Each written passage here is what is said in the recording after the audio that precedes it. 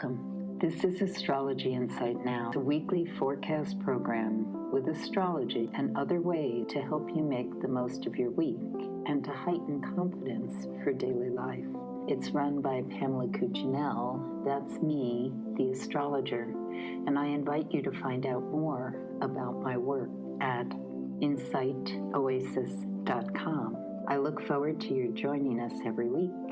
Please share with your friends, and here we go. August 19th, Monday. The times I give are Eastern time, so you'll want to adjust depending on where you live. I have given focus on this particular lunation, the full moon in Aquarius, on the prior podcast, which you certainly can listen to, but I'm just going to revisit certain pieces of it right now.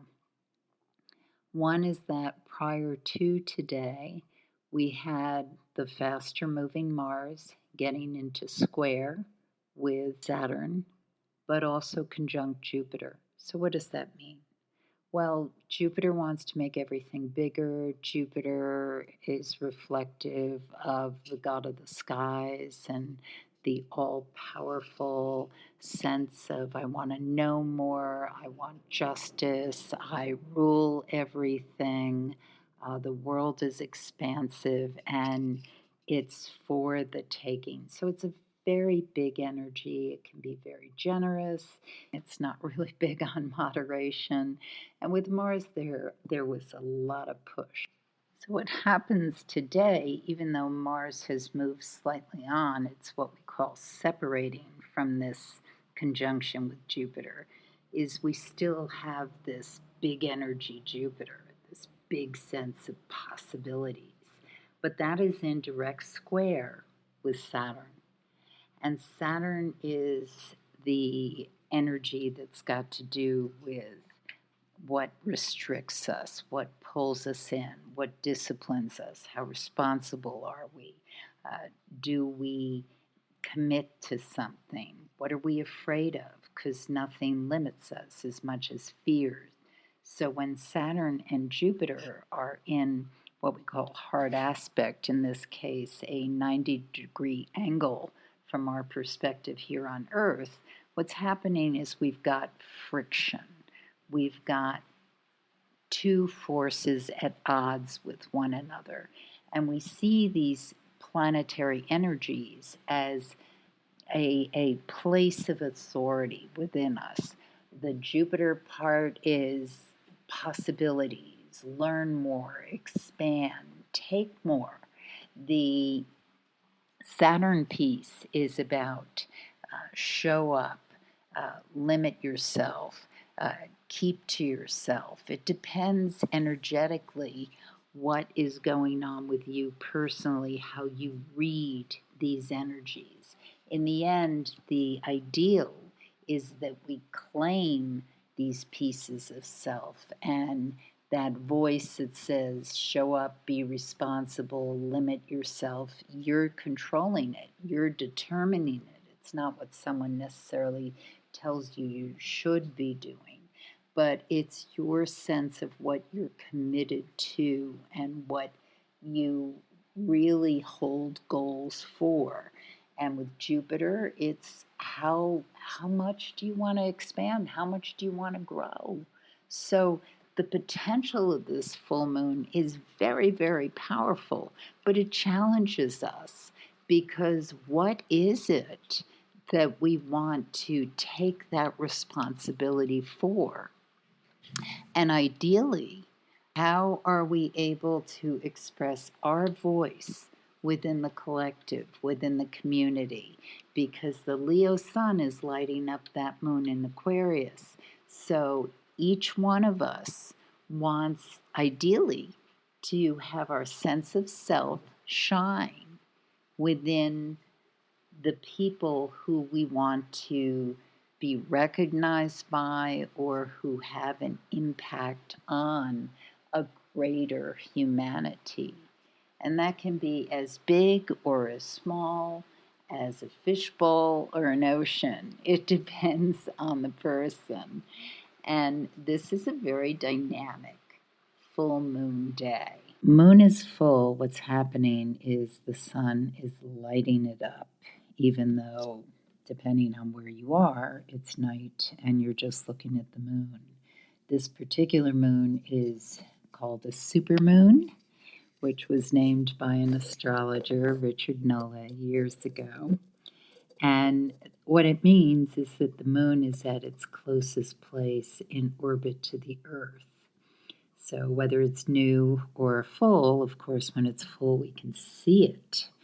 And it can be very exciting and very pictorial because it appears bigger than usual because it's usually against the backdrop of a landscape that we can recognize.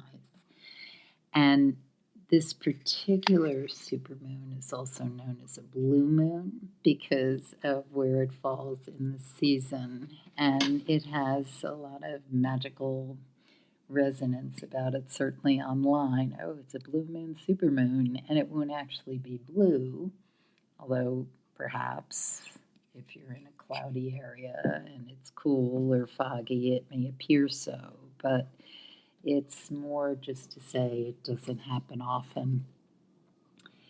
And the moon is in the sign of Aquarius because, of course, the sun is in Leo.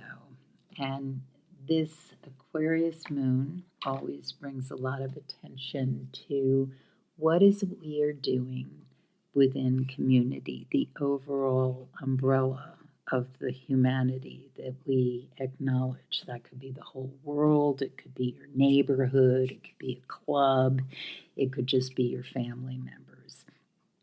But what is happening is that depending on where Aquarius falls in your horoscope, that's the area of life that is getting this juice about what is your individual voice within that collective.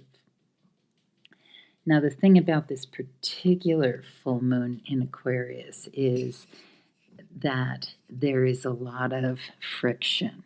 We've got Saturn square Jupiter, and this has been a buildup that's been happening throughout this week that I've talked about on the last recording. And what that means is Jupiter and Saturn are the two planets that basically are indications of the authority, the male role model, if you will. And it doesn't matter if you're a man or woman, but it's about how do you claim your personal authority within yourself. Is that a comfortable place for you? Or the Jupiterian aspect is how much into exploration and widening horizons and expanding your mind and knowledge are you comfortable with? The Saturnine voice is what are the limits? What are the boundaries we set up? Are we disciplined? Where do we take responsibility? Where's the accountability? And what are we afraid of? Because nothing limits us as much as fear. So when those two planets are in a hard aspect, basically what's happening is Saturn's wanting some boundaries, lines drawn, and Jupiter's wanting to grow, to expand, to look forward. And so you've got this friction. And just for example, it's interesting that this is the week that kicks off the Democrat convention in the United States, and there is a very strong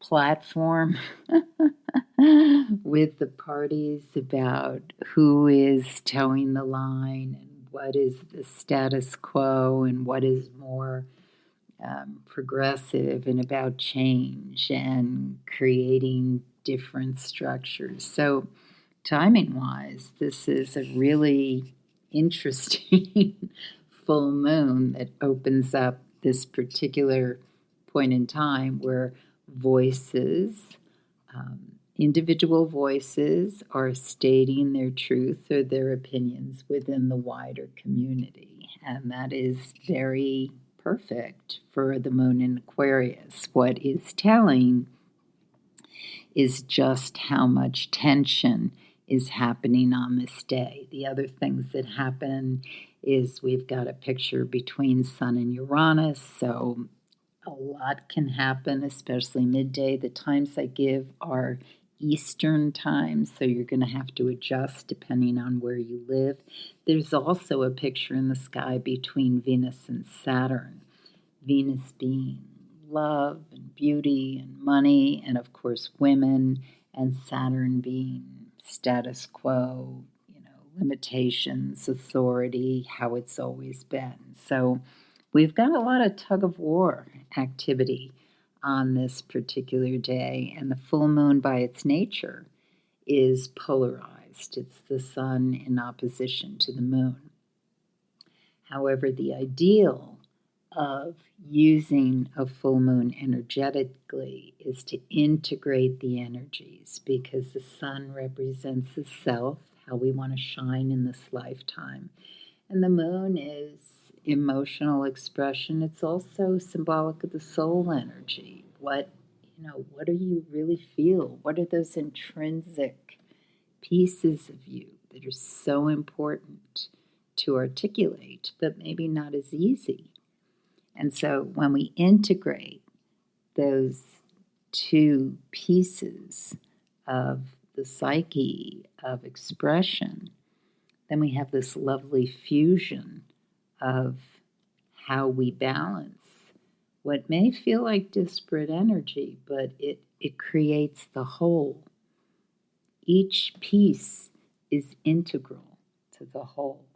If we island off a certain part, we're not in full development of human evolution. So it's going to be a very powerful day. And those of you who get to listen to the meditation that I put out, that may help to whatever the integration is for you personally, but it will be interesting to watch what's occurring in the wider world. So the full moon is exact at 2:26 p.m. Eastern Time, and then it goes void of course at that exact time. So once it's void of course, what's happening is we're not as emotionally attached to the outcome. So ideally, things that need to be said and need to happen, and anything contractual or declared, happens before that point in time, or as of 6:52 p.m. when the moon enters the sign of Pisces.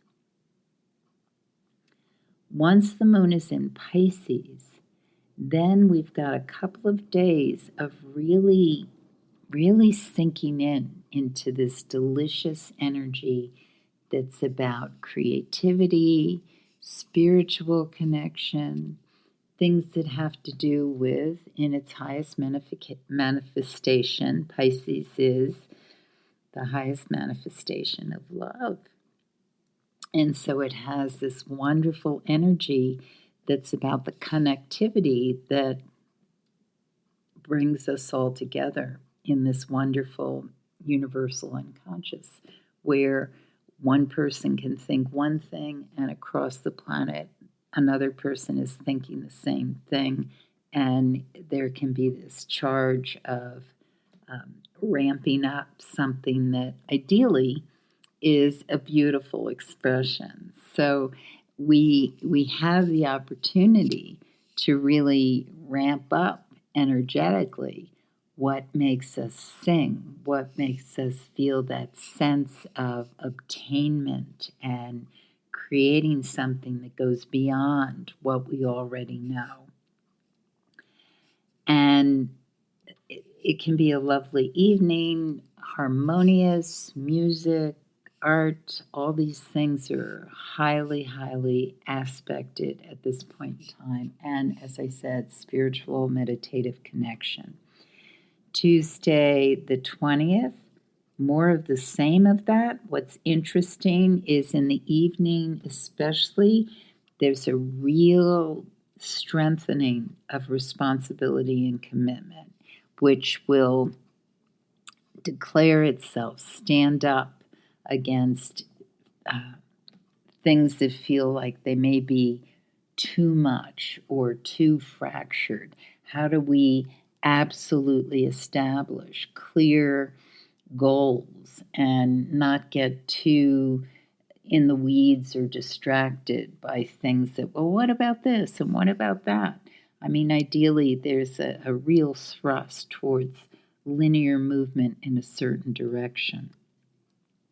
And then on Wednesday, the 21st, we've got this wonderful energy that really increases midday and brings in this sense of harmony and possibility and really the ability to heal wounds, to take things that have hurt for a long time or felt like severe sacrifices or things that weren't able to be expressed, and really provide the salve to the wound. Really have a sense of this is when you're able to transcend it, move beyond it, be free of it, liberate yourself. It's very, very strong. At 5:54 p.m., the moon goes void, of course, and it enters the sign of Aries at 7:02 p.m., so about an hour later. And once it's in the sign of Aries, this is a powerhouse energy. Aries is fire, it initiates, it moves forward with a sense of passion, direction, and clarity. May not always be right, but it's this sense of I am going for that, and it's really inspired. So this is a very charged evening that has a lot of power behind it because of some juice that's coming in through the planet Pluto, which is still in early Aquarius. And so we really have this mandate energy that's about new beginnings, starting things that are expansive and breaking down old paradigms. It's big and very courageous. That's one thing about the moon in Aries. It sometimes the courage comes because we're not thinking about all the possibilities, but nonetheless, there's this sense of I am going for this. I am absolutely going for this. So those of us who have fire or air in our horoscope may be very, very stoked on this. And of course, we all have fire and air. We all have water and earth. But it's a matter of how much elementally do we have of it. So if you have a lot of Leo, Aries, or Sagittarius, you will feel very, very hot, very driven, very inspired. What you do with it, of course, has a lot to do with the other factors in who you are and what jazzes you and gets you going. So the sun enters Virgo on Thursday the 22nd, and so it'll run through the sign of Virgo for 30 days or so. And when it does that, basically what's happening is we're now in mutable Earth cycle. And the mutable signs are the ones that end the season. So basically what's happening is we have this kind of moving off of summer in the northern hemisphere, winter in the southern. So we're moving from that and we're transitioning into the next season. And it gives a more of a flexible energy oftentimes, especially how dominant it is in your horoscope, mutable signs, and what else is going on in the sky. So on this particular day, on the 22nd, the moon is still in the sign of Aries, which isn't really speaking that much to that sun in Virgo. But what's going on is that moon in Aries is moving towards the Jupiter in Gemini picture that it will create the next day on Friday. So there's a lot of optimism, a lot of drive, a lot of sense of potential that we are going in the direction we want. And that just cascades into the next day, Friday the 23rd. And with that, we have a very, very powerful morning for pushing through, sending off emails, texts, getting our messages out. Keep in mind, though, Mercury is still in retrograde. Mercury is in retrograde this week, this whole week. And yet we're feeling this kind of momentum. What happens after the full moon moves into the waning moon cycle is where energetically we want to wrap things up. We want to complete. We want to slough off old things. We want to finish up what we've already started. But it's really important to look at how are we editing this the way we need to? Are we reading the lines in the contract well? Are we reading between the lines in conversations? Do we really understand what's being said? And are we communicating clearly? And when that moon is in Aries, where we may feel as though everything is just moving along, but it's imperative to make sure that we really do understand one another. We have been careful with looking at what we've promised or written down. We aren't just shooting from the hip or just having things come out of our mouth without thinking, how are we going to fulfill this promise?